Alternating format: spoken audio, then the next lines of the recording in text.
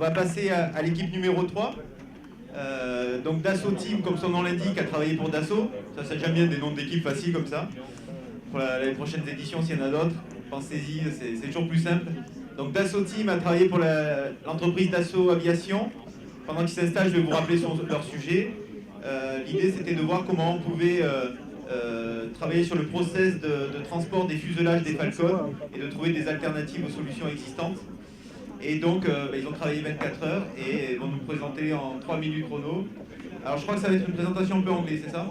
Un peu beaucoup même en anglais. Le monsieur Alessia, mais vous allez voir, il se débrouille un peu en anglais là. Il a pris un mois d'accélérer.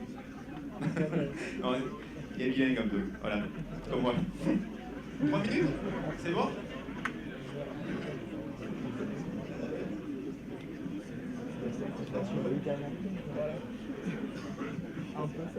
So with the Dassault team, our assignment was to work on the enhancement of the production line of the Dassault Falcon 7X, 5X, and 8X. So we actually went to the production line and we noticed that you had two simultaneous production line, and then you had three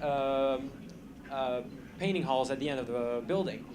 We also noticed that obviously the building is quite old. It was built in 1935, and we have a lot of pillars in between. Given the fact that the building is actually old, the airplanes are not appropriate anymore. They're too long, and we have to put them at an angle. Another thing we noticed is the inefficiency of the process. The initial assembly of the aircraft is done at one corner of the building, then it's moved to the painting hall across the building.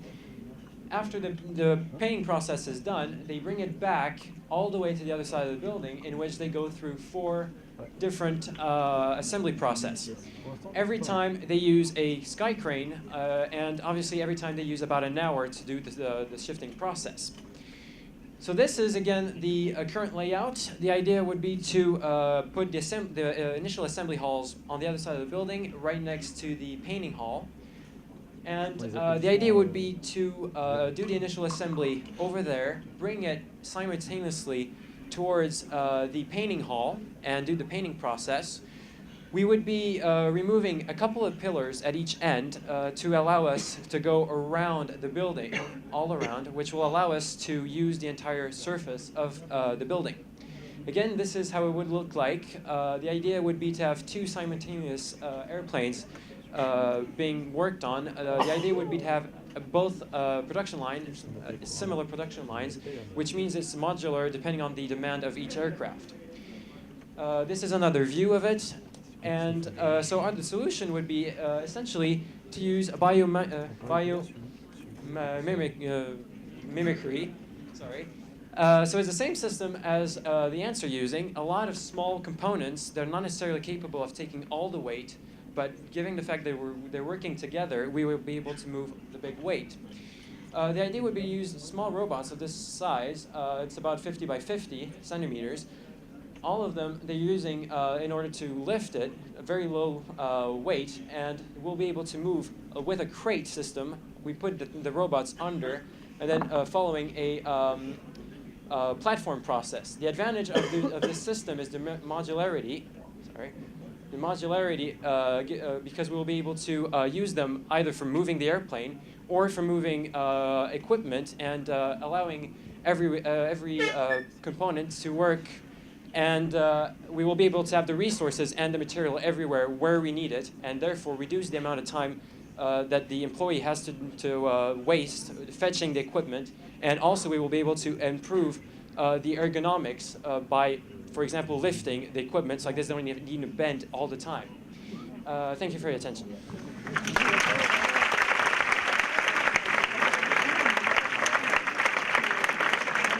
Maybe one question from the jury, or in French also, because this is Estia, there is a mix with neighbors also, so Italian and French, that's why they speak in English. La question va être en français.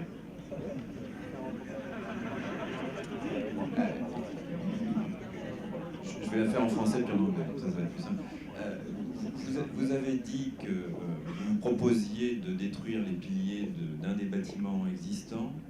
Jusqu'à quel point ce ne sont pas des piliers porteurs et jusqu'à quel point c'est faisable. So you said that you were planning to destroy some of the existing pillars in the largest of the building. Up to which point is it totally feasible? Alors en fait, c'est vraiment des piliers porteurs. On a un gros problème à ce niveau-là.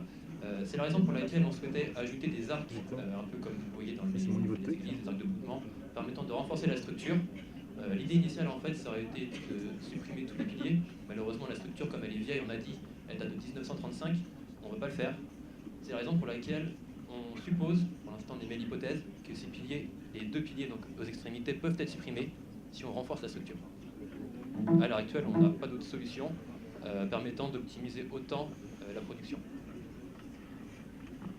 Ok, on verra après. Alors je crois que Michel Arispuru, il est là.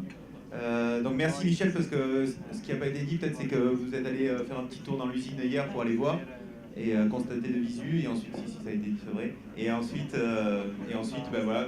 Michel, un petit mot ou pas? Allez. Je pense que le but des 24 heures, c'est vraiment d'essayer de trouver des ruptures technologiques. Bon, là, il y avait des contraintes fortes, c'est les bâtiments, c'est les structures. Ils ont réussi à rentrer dans cette contrainte et à trouver notamment des déplacements complètement innovants. Donc, on est vraiment dans le sujet. Bientôt des fourmis, c'est biomimétisme, c'est ça? Super. Merci à vous, encore bravo. Je vais appeler l'équipe d'après.